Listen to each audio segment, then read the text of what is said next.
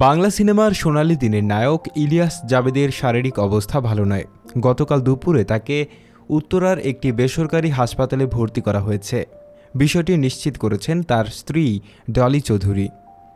জানা যায়, একদিকে তিনি ক্যান্সারের রোগী, অন্যদিকে হার্টের সমস্যা। এর আগে 2 বার হৃদরোগে আক্রান্ত হয়েছিলেন তিনি। তার স্ত্রী ডলি বলেন, জাবেদ বেশ আগে থেকেই শারীরিক অসুস্থতায় ভুগছেন। গতকাল হঠাৎ তার শারীরিক অবস্থা অবনতি হলে তাকে বাসার নিকটতম উত্তরার একটি বেসরকারি হাসপাতালে নিয়ে যাওয়া হয়। তার জন্য দোয়া করবেন সবাই। 1964 সালে উর্দু সিনেমা নয়া জিন্দেগি দিয়ে নায়ক হিসেবে চলচ্চিত্রে জাবেদের অভিষেক হয়।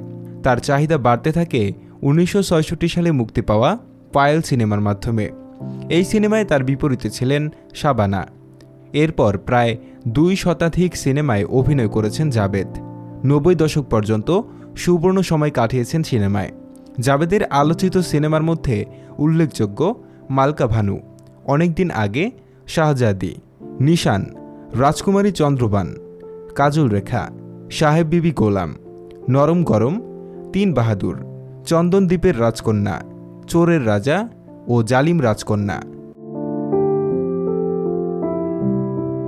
মোহাম্মদ সুমন, বিনোদন ডেস্ক।